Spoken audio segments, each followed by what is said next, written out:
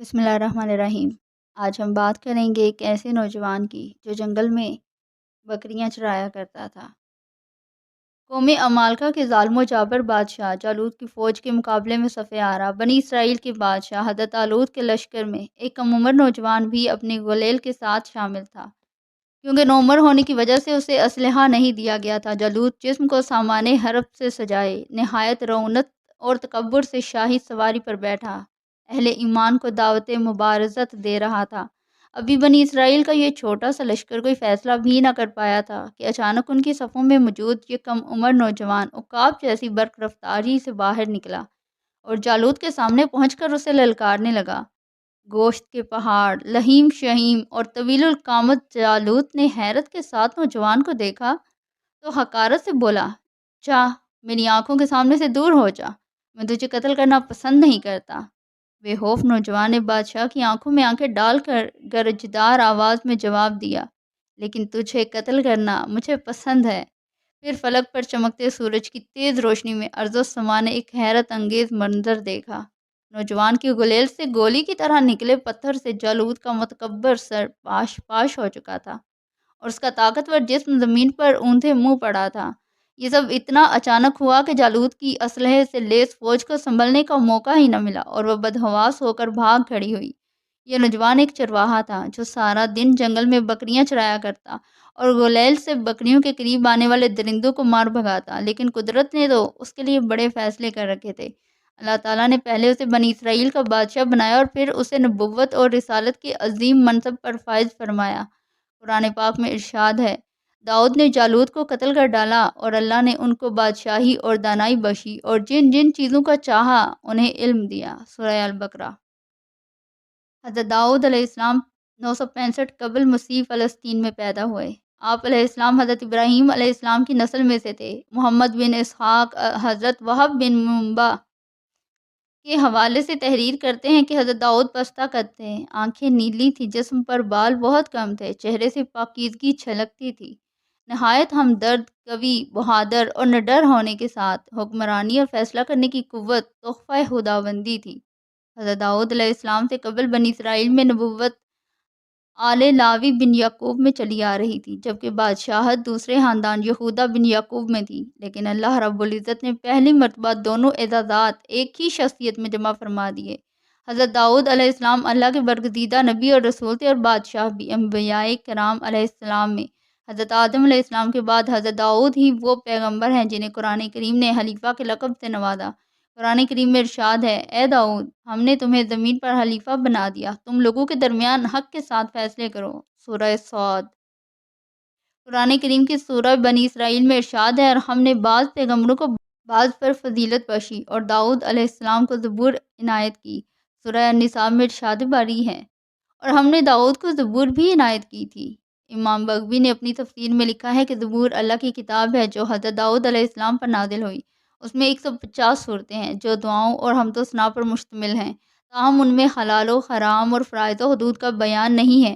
زبور کے لغوی معنی پارے یا ٹکڑے کے ہیں۔ دراصل زبور کے نزول کا مقصد تورات کی تکمیل تھا، اس لیے گویا یہ تورات ہی کا ایک حصہ یا ٹکڑا ہے۔ زبور اللہ تبارک و تعالیٰ کی حمد و ثنا سے مزین ہے، اور حضرت داؤد علیہ السلام کو اللہ تعالیٰ نے دل نشین آواز اور سحر انگیز لحن عطا فرمایا تھا۔ آپ علیہ السلام جب زبور کی تلاوت فرماتے تو وجد آفرین تلاوت سے مسحور ہو کر چرند پرند، درخت، پہاڑ، جن و انس، دریا و سمندر، یعنی سب اللہ تعالیٰ کی حمد و ثنا میں محو ہو جاتے۔ اسی لیے آج تک لحن داؤدی ضرب المثل ہے۔ مسند احمد میں حضرت ابو ہریرہ رضی اللہ تعالیٰ عنہ سے مروی ہے کہ رسول اکرم صلی اللہ علیہ وسلم نے فرمایا کہ داؤد علیہ السلام پر قرأت کو آسان اور ہلکا کر دیا گیا تھا۔ وہ اپنے گھوڑے پر زین کسنے کا حکم فرماتے اور اس سے پہلے کہ زین کسی جاتی آپ پوری زبور تلاوت کر چکے ہوتے۔ حضور نبی کریم صلی اللہ علیہ وسلم جب حضرت ابو موسیٰ اشعری کی تلاوت قرآن سنتے تو فرماتے، ابو موسیٰ کو اللہ نے لحن داؤدی عطا فرمایا ہے۔ قرآن کریم کی 9 سورہ مبارکہ، سورہ البقرہ، سورہ النساء، سورہ المائدہ، سورہ الانعام، سورہ الاسراء، سورہ الانبیاء، سورہ النمل، سورہ سبا اور سورہ صاد میں 16 مقامات پر حضرت داؤد کا ذکر ہے، بعض صورتوں میں تفصیل سے اور بعض میں مختصر طور پر، ان کے حالات و واقعات بیان کیے گئے ہیں، جبکہ ان پر نازل کردہ کتاب زبور کا 3 صورتوں میں ذکر ہے۔ اللہ تعالیٰ سورۃ الانبیاء میں فرماتے ہیں کہ ہم نے پہاڑوں کو داؤد کے لیے مسخر کر دیا کہ ان کے ساتھ تسبیح کرتے تھے، اور جانوروں کو بھی مسخر کر دیا۔ نیز سورہ صاد میں ارشاد ہے، ہم نے پہاڑوں کو ان کے زیر فرمان کر دیا تھا کہ صبح و شام ان کے ساتھ اللہ کی تسبیح کیا کرتے تھے، اور پرندوں کو بھی کہ جمع رہتے تھے اور سب ان کے فرما بردار تھے۔ مفسرین کے مطابق اللہ تبارک و تعالیٰ نے پہاڑوں، پرندوں اور جانوروں کو حکم دیا تھا کہ جب حضرت داؤد علیہ السلام اللہ تعالیٰ کا ذکر کریں تو وہ سب بھی ان کلمات کو دہرائیں۔ جب وہ زبور کی تلاوت کرتے تو پرندے بھی ہوا میں ٹھہر کر ان کے ساتھ ذکر الہی میں شامل ہو جاتے۔ اسی طرح پہاڑ، شجر اور دیگر جانور بھی ان کے ساتھ اللہ تعالیٰ کی تسبیح کرتے۔ اللہ رب العزت نے پتھروں اور درختوں میں بھی ایک طرح کی زندگی رکھی ہے، یہ الگ بات ہے کہ ہمیں اس کا شعور نہیں۔ سورہ بنی اسرائیل میں ہے، ساتوں آسمان اور زمین اور جو بھی ان میں ہیں وہ سب اسی کی تسبیح کر رہے ہیں، ایسی کوئی چیز نہیں ہے جو اسے پاکیزگی اور تعریف کے ساتھ یاد نہ کرتی ہو۔ ہاں یہ صحیح ہے کہ تم اس کی تسبیح کو سمجھ نہیں سکتے۔ اللہ تبارک و تعالیٰ نے حضرت داؤد علیہ السلام کو دوسرا معجزہ یہ عطا فرمایا کہ لوہے کو ان کے لیے موم کی طرح نرم فرما دیا۔ ارشاد باری ہے، اور ان کے لیے ہم نے لوہے کو نرم کر دیا کہ کشادہ زرہیں بناؤ اور کڑیوں کو اندازے سے جوڑو اور نیک عمل کرو۔ سورہ سبا۔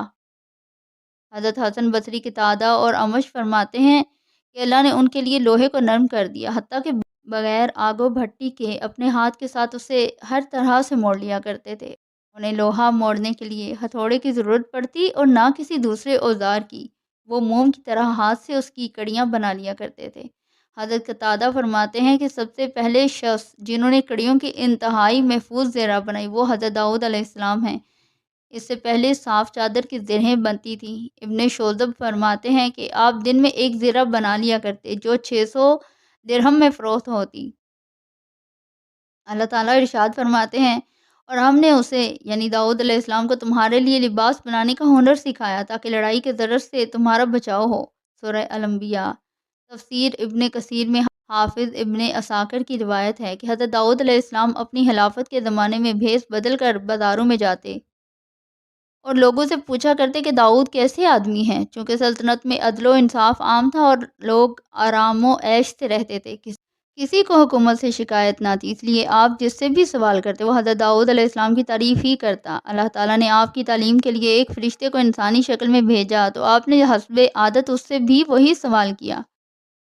فرشتے نے جواب دیا، داؤد بہت اچھے آدمی ہیں، وہ اپنے نفس اور اپنی رعیت کے لیے بھی بہتر ہیں، مگر ان میں ایک عادت ایسی ہے کہ وہ نہ ہوتی تو کامل انسان ہوتے۔ داؤد علیہ السلام نے پوچھا، وہ کیا عادت ہے؟ فرشتے نے کہا، وہ اپنے اور اہل و عیال کے خرچ کے لیے بیت المال میں سے لیتے ہیں۔ یہ بات سن کر حضرت داؤد علیہ السلام نے دعا فرمائی کہ اے اللہ، مجھے کوئی ایسا کام سکھا دے جو میں اپنے ہاتھ سے کروں اور اس کی اجرت سے اہل و عیال کے اخراجات پورے کر سکوں، عوام کی خدمت اور سلطنت کے تمام کام بلا معاوضہ کروں۔ ان کی دعا قبول ہوئی اور انہیں زرہ بنانے کا ہنر سکھا دیا گیا۔ معارف القرآن۔ قرآن کریم میں ارشاد ہے، ہمارے بندے داؤد کو یاد کرو جو صاحب قوت تھے اور بے شک وہ رجوع کرنے والے تھے۔ سورہ صاد۔ مفسرین فرماتے ہیں کہ اس آیت مبارکہ میں اللہ تعالیٰ نے حضرت داؤد کے بہت زیادہ عبادت میں مصروف رہنے کی جانب اشارہ فرمایا ہے۔ حدیث مبارکہ میں آتا ہے کہ اللہ تعالیٰ کو سب سے زیادہ محبوب نماز داؤد علیہ السلام کی نماز اور سب سے زیادہ محبوب روزے داؤد علیہ السلام کے روزے ہیں۔ وہ نصف رات تک سوتے، پھر اٹھ کر رات کا تہائی حصہ عبادت میں کھڑے رہتے اور رات کے آخری حصے میں سو جاتے۔ ایک دن روزہ رکھتے اور ایک دن ناگا کرتے، جنگ میں فرار نہ ہوتے۔ صحیح بخاری و مسلم۔ حضرت داؤد اپنے زمانے میں لوگوں کے مقتدی و پیشوا تھے۔ آپ عدل و انصاف اور زہد و تقویٰ میں مشہور تھے۔ آپ بے مثال خطیب بھی تھے اور خطبات میں حمد و ثنا کے بعد اما بعد سب سے پہلے انہوں نے ہی کہنا شروع کیا۔ اللہ تعالیٰ نے حضرت داؤد کو نبوت اور رسالت کے ساتھ حکومت بھی عطا فرمائی تھی۔ آپ فن خطابت کے ماہر تھے جبکہ آواز بھی خوبصورت پائی تھی، لہٰذا درس و تبلیغ اور وعظ و نصیحت کے ذریعے بنی اسرائیل میں جذبہ جہاد ابھارا اور انہیں کفار و مشرکین کے ساتھ جنگ پر آمادہ کیا۔ قرآن کریم میں ارشاد باری ہے، اور ہم نے اس داؤد کی حکومت کو مضبوط کیا اور انہیں حکمت، نبوت اور فیصلے کی قوت عطا فرمائی۔ سورہ صاد۔ بہت تھوڑے عرصے میں فلسطین، عراق، شام، دمشق، شرق اردن اور خلیج عقبہ سے فرات تک جزیرہ عرب کے بیشتر علاقے ان کے زیر نگیں آ چکے تھے۔ اللہ تبارک و تعالیٰ ارشاد فرماتے ہیں، اور تم ان لوگوں کو خوب جانتے ہو جو تم میں سے ہفتے کے دن مچھلی کا شکار کرنے میں حد سے تجاوز کر گئے تھے، تو ہم نے ان سے کہا ذلیل و خوار بندر ہو جاؤ۔ سورہ البقرہ۔ مفسرین کے مطابق صورت مسخ ہونے کا یہ واقعہ حضرت داؤد کے زمانے میں پیش آیا۔ بنی اسرائیل کے لیے ہفتے کا دن صرف عبادت کے لیے مخصوص تھا، اور اس دن مچھلی کے شکار سمیت ہر دنیاوی کام ممنوع تھا۔ لیکن سمندر کے کنارے آباد مچھلی کے شوقین ان لوگوں نے حکم کی نافرمانی کی، جس پر اللہ تعالیٰ نے ان کی شکلوں کو مسخ کر دیا، اور پھر 3 دن بعد وہ سب لوگ مر گئے۔ تفسیر قرطبی میں ہے کہ یہود نے شروع میں تو ہیلے بہانے کر کے مچھلیاں پکڑیں، پھر عام طور پر شکار کھیلنے لگے، تو ان میں 2 جماعتیں ہو گئیں۔ ایک جماعت میں علماء و صلحاء تھے جو انہیں اس کام سے روکتے، جبکہ دوسری جماعت نافرمان افراد پر مشتمل تھی۔ پھر بستی کے بھی 2 حصے کر لیے گئے اور ان کے باہمی تعلقات منقطع ہو گئے۔ ایک روز محسوس ہوا کہ جس حصے میں نافرمان رہتے ہیں وہاں بالکل سناٹا ہے۔ جب وہاں جا کر دیکھا گیا تو وہاں رہنے والوں کی صورتیں مسخ ہو چکی تھی۔ حضرت قتادہ فرماتے ہیں کہ ان کے جوان بندر اور بوڑھے خنزیر بنا دیے گئے تھے، مگر وہ اپنے رشتہ دار انسانوں کو پہچانتے تھے اور ان کے قریب آ کر روتے تھے۔ حضرت عبداللہ بن مسعود سے صحیح مسلم میں منقول ہے کہ بعض لوگوں نے اپنے زمانے کے بندروں اور خنزیروں کے بارے میں حضرت صلی اللہ علیہ وسلم سے دریافت کیا کہ کیا یہ وہی مسخ شدہ شکلوں والے یہودی ہیں؟ آپ صلی اللہ علیہ وسلم نے فرمایا، اللہ تعالیٰ جب کسی قوم میں مسخ صورت کا عذاب نازل کرتے ہیں تو ان کی نسل نہیں چلتی، بلکہ چند روز میں ہلاک ہو کر ختم ہو جاتے ہیں۔ بندر اور خنزیر دنیا میں پہلے ہی سے موجود تھے۔ معرف القرآن۔ حضرت داؤد نے 100 سال کی عمر میں وفات پائی۔ آپ نے وسیع و عریض سلطنت پر 40 سال حکومت کی۔ حضرت ابن عباس سے مروی ہے کہ حضرت داؤد ہفتے کے دن اچانک وفات پا گئے، اور پرندوں کی ٹکڑیاں ابر کی طرح ان پر سایہ فگن تھیں۔ آپ کے جنازے میں شریک صرف علماء بنی اسرائیل کی تعداد 40,000 تھی، جبکہ عوام الناس کی کثیر تعداد اس کے علاوہ تھی۔ بنی اسرائیل میں حضرت موسیٰ اور حضرت ہارون کی وفات کے بعد اس قدر رنج و غم کسی اور کی وفات پر نہ ہوا۔